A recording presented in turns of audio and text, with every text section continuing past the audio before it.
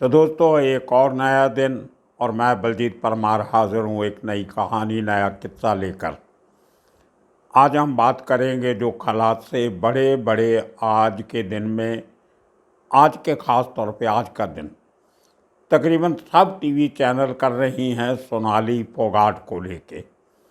कैसे उसको मारा गया, कैसे उसका पोस्टमार्टम डिले हुआ, ये हुआ वो हुआ, ये सब वो बातें हैं जो हम आपको आज से 5 दिन 6 दिन 7 दिन जो पहले जो हमने 3-4 एपिसोड बनाए थे उनमें एक एक बात पहले कर चुके हैं। और नेशनल मीडिया उन्हीं चीज़ों का आज बड़ा खुलासा कर रहा है।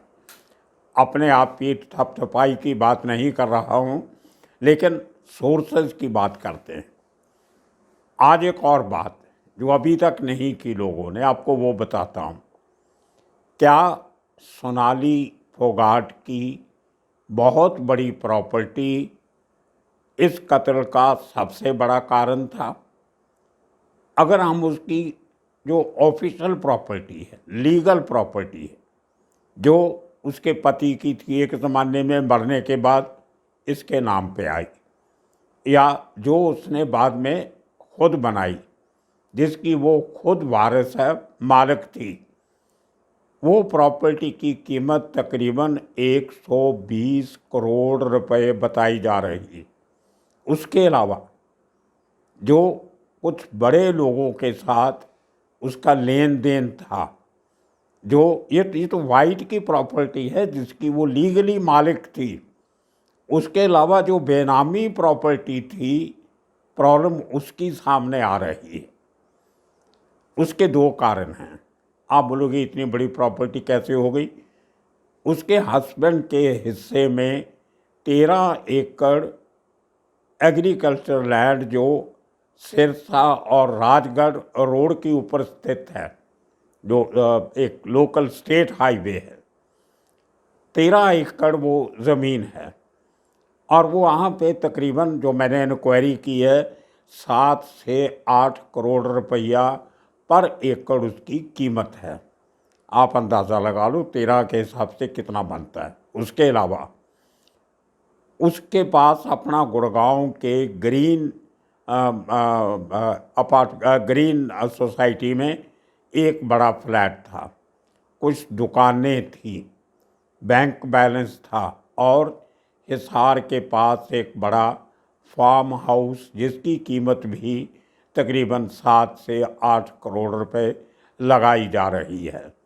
उसके बाद उसके गहने, उसका कैश, आपको शायद मालूम नहीं, जितने बड़े लोग होते हैं उतना ज़्यादा कैश भी उनके पास होता है।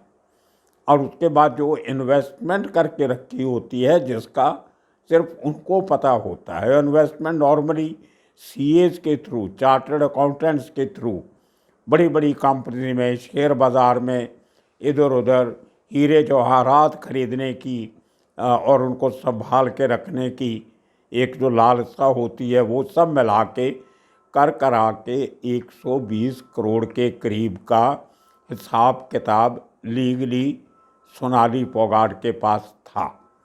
अब उसके बाद अब वो जो उसको जो प्रॉपर्टी मिली उसके हक की, उसको बाहर का आदमी ले जाए, ये थोड़ा सा मुश्किल होता है। उसके लिए बड़ी तरकीबें लगानी पड़ती हैं।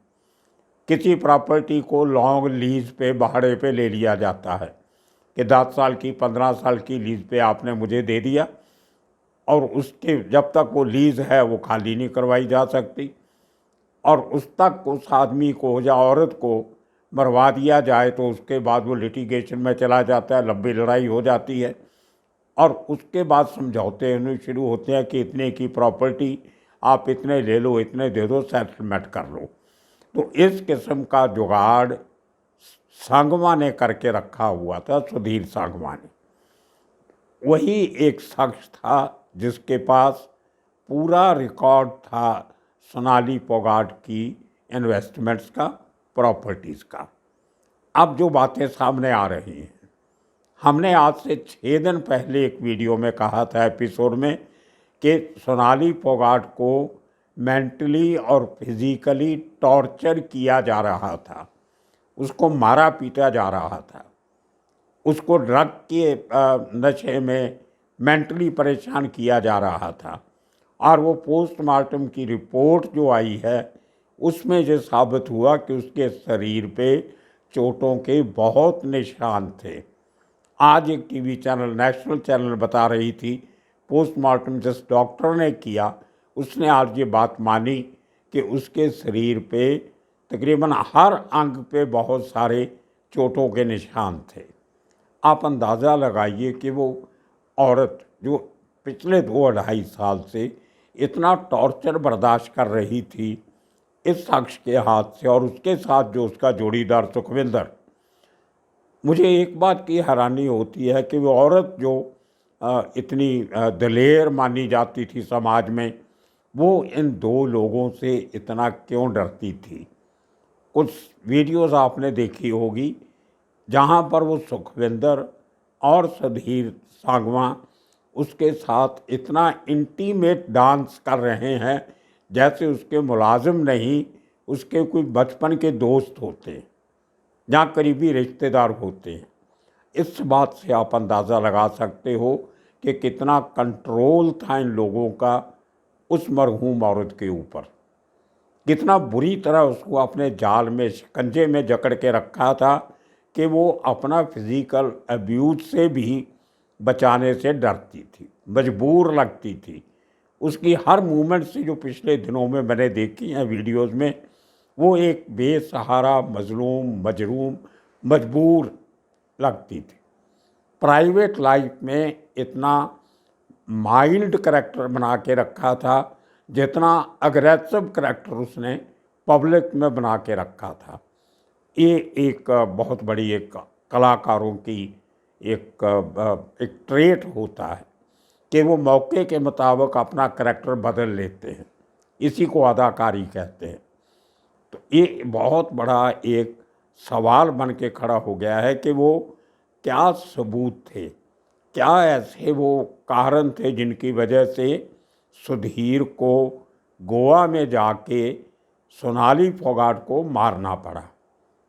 ये बात कहीं और क्यों नहीं की उसने, हरियाणा में, दिल्ली में, चंडीगढ़ में, जहाँ हमेशा घूमते थे वो लोग, हिमाचल प्रदेश में बहुत जगह पे जाते थे। कोई ना कोई इसका कनेक्शन गोवा में भी है। मुझे लगता है कि आने वाले दिनों में कुछ ऐसी खबर भी आएगी कि गोवा में भी कुछ उनकी एक बड़ी इन्वेस्टमेंट किसी पॉलिटिकल लीडर के साथ की हुई थी, लेकिन वो बेनामी इन्वेस्टमेंट थी।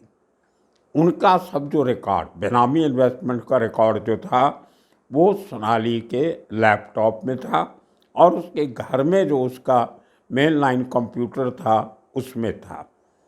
मौत के कुछ दिन पहले, 7 दिन पहले, इसका खुलासा भी पहली बार हमने अपने चैनल पे किया था, आज से 6 दिन पहले, 5 दिन पहले, कि वो जो कंप्यूटर हैंडल करने के लिए जो सुधीर सांगवान ने एक आदमी रखा था अपना, जिसका नाम अभी शिवम बताया जा रहा है, वो लड़का कुछ दिन पहले ही आया था और घर के लोगों को उसका नाम तक मालूम नहीं था। उस आदमी ने पहले तो पूरा जो डाटा था कंप्यूटर्स में उनको ट्रांसफ़र करने की कोशिश की, लेकिन कुछ डाटा जो था वो ऐसी फाइल्स में फीड किया हुआ था जो वो ओपन नहीं कर सकता था। कुछ उसके पासवर्ड उसके पास नहीं थे, कुछ कोड वर्ड उसके पास नहीं थे।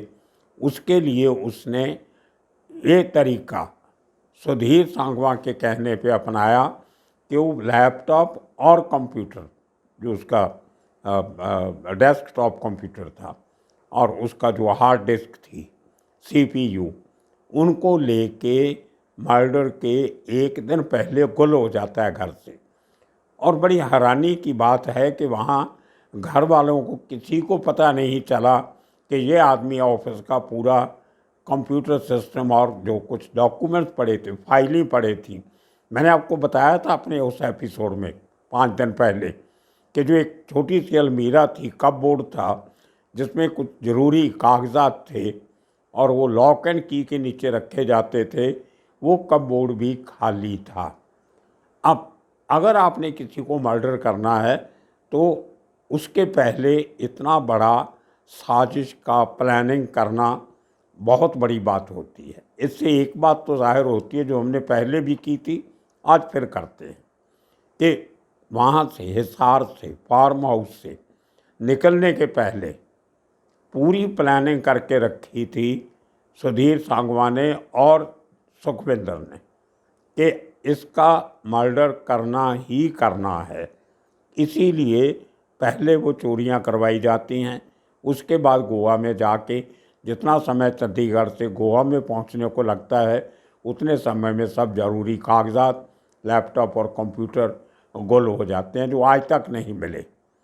और आज चैनल जो हैं, मेन लाइन चैनल, वो चिल्ला चिल्ला के कह रहे हैं सोनाली मर्डर केस में बड़ा खुलासा, उसका लैपटॉप चोरी, गुम, कोई निकाल के ले गया। अरे भाई, हम 5 दिन पहले जो सब बातें बता चुके हैं, आप किस बात की शाबाशी ले रहे हो? उसी तरह सबसे पहले पोस्टमार्टम रिपोर्ट के पहले हमने आपको बता दिया था कि उसको फिजिकल टॉर्चर किया और उसको मारा जाता था, और वो बात पोस्टमार्टम रिपोर्ट से सिद्ध होती है।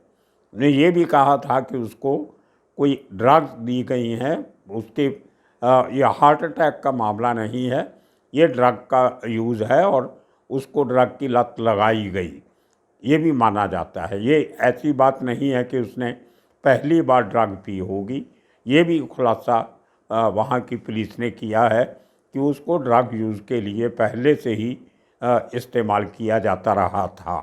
कुछ वो ऐसे निशान, उनको ऐसा कुछ मिला है जो उसके बेस पे डॉक्टर्स ने जो कहा है वो सच्चाई लगती है। अभी विसरा की रिपोर्ट आनी बाकी है, लेकिन डॉक्टर्स ने ये तो कह दिया है कि जो पोस्टमार्टम पे टाइम पे हमें जो पता चला वो ये था कि उसने ड्रग ली हुई थी, तो या दी गई या ली हुई, इस बात का खुलासा अभी विसरा से निकलेगा कि वो कौन सी ड्रग थी। साइकोट्रॉपिक ड्रग जो होती है वो भी पॉइजन होती है एक तरीके से, और जो दूसरी ड्रग्स होती हैं वो भी पॉइजन होती हैं। जो चीज़ आप नशे की लेते हो उसमें जहर का काम तो वो नशा करता ही है। तो ये एक उनको लगता था कि ये पीने से शायद मर जाएगी ओवरडोज से, लेकिन वो मरी नहीं, शायद उसकी विल पावर स्ट्रॉन्ग थी। उसके बाद उसके सर पे भी चोट के निशान हैं, कंधों पे चोट के निशान हैं। तो उससे ये लगता है कि जब उसको 4 घंटे बाथरूम में रखा गया तो वो छटपटा रही होगी, उसका सर कहीं दीवारों में लगा, नल में लगा, या और किसी चीज़ जो बाथरूम में होगी उसमें लगा। ये सब बातें अब निकल के बाहर आ रही है। और सबसे बड़ी बात, पोस्टमार्टम होने में 2 दिन की देरी क्यों हुई, उसका कारण भी हम आपको बता देते हैं, जो 2-4 दिन के बाद आपको दूसरे लोग बताएंगे। वो जो कर्लीस रेस्टोरेंट जिसका हमने नाम लिया था, एडविन न्यूनेस जिसका मालिक है, वहाँ पे ड्रग का बहुत बड़ा धंधा चलता है। आज भी मुझे गोवा से हमारे दोस्तों के फ़ोन आए और उन्होंने बताया कि पुलिस ने कल न्यूनेस कर्लीस जो रेस्टोरेंट कम बार है उसको सील कर दिया है, और आज वहाँ के जो पुराने जो पंचायत के जो सरपंच थे वो और बाकी लोकल लीडर्स ने ये बात कही है कि उन्होंने बहुत बार लोकल पुलिस को शिकायत की, बार बार ये शिकायत की कि ये बार हमारे इलाके के लिए एक न्यूसेंस बन गया है, बहुत लाउड म्यूज़िक बजता है, लोगों को रात को सोने को नहीं मिलता, ड्रग का यूज़ होता है, प्रोस्टिट्यूशन होती है। ये सब बातों का जिक्र उन्होंने पुलिस कंप्लेंट्स में किया। लेकिन एडविन न्यूनेस बहुत ही बड़ा इन्फ्लुएंस वाला आदमी था, और जैसे ही इसकी बॉडी पोस्टमार्टम के लिए पहुंचती है, एडविन न्यूनेस ने अपना पूरा जो पुलिस में उसका जो तंत्र मंत्र था, पॉलिटिशियन के साथ उसकी गठजोड़ और उसका पैसे का जो उसका जो एक जो असर वो कहते हैं, वो डिले कर रहा था कि किसी तरह पोस्टमार्टम ना हो, इसको हार्ट अटैक कह के ही इसकी बॉडी को सुपुर्द कर दिया जाए। या उसने यहाँ भी कोशिश की कि जो पोस्टमार्टम करने वाले डॉक्टर हैं वो उसकी मर्ज़ी के हों और वो उनसे मैनिपुलेट करके ये लिखवा ले कि इसमें फाउल प्ले नहीं है, लेकिन डॉक्टर उसकी मर्ज़ी के नहीं मिले। जिनको अप्रोच किया गया वो माने नहीं। ये बातें भी 2-4 दिन के बाद निकल के आपके सामने आएंगी। अब पुलिस ने जो उसको अरेस्ट किया है, इसका बड़ा कारण यही है कि कहीं ना कहीं उसकी हिस्सेदारी इस मर्डर में है। और वो नूनिस जो है वो हिंदुस्तान की तकरीबन हर स्टेट के, वो झारखंड हो, बिहार हो, बंगाल हो, उत्तर प्रदेश हो, उत्तराखंड हो, वहाँ के जितने नोटोरियस पॉलिटिकल लीडर्स हैं उनके लिए बहुत से काम वो गोवा में करता है।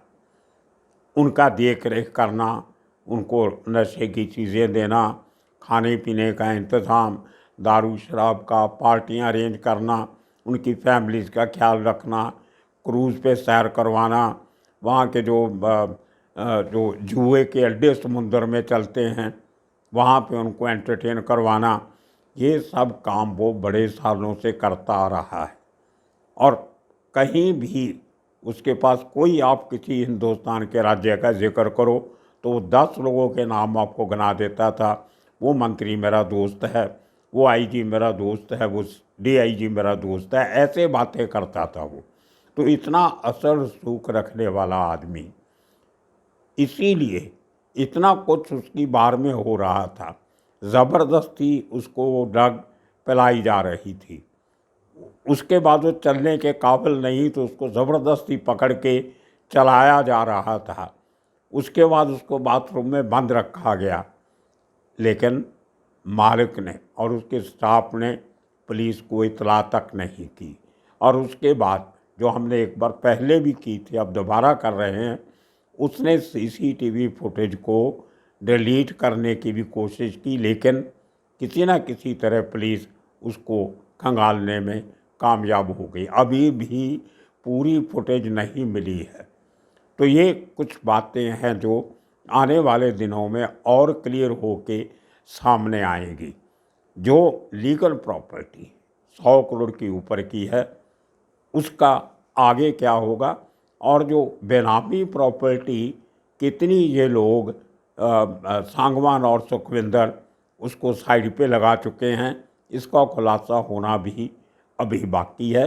वो तब होगा जब वो लैपटॉप और कंप्यूटर पुलिस के हाथ लगेंगे, उनकी हार्ड डिस्क को देखा जाएगा, वो डॉक्यूमेंट जो अंदर कैद पड़े हैं बंद, उनकी जब तक निशानदेही नहीं होती, उनको जब तक एग्जामिन नहीं किया जाता, तब तक इस बात का खुलासा नहीं होगा। और उसमें बहुत बड़े बड़े नाम निकलेंगे, बहुत मंत्रियों संतरियों का नाम आएगा।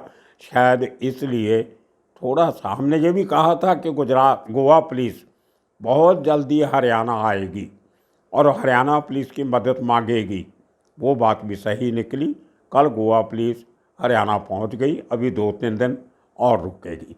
आने वाले दिनों में और इस केस को आगे बढ़ाने की जो कवायद होगी उसको जारी रखेंगे। तब तक के लिए आप सबका शुक्रिया, धन्यवाद।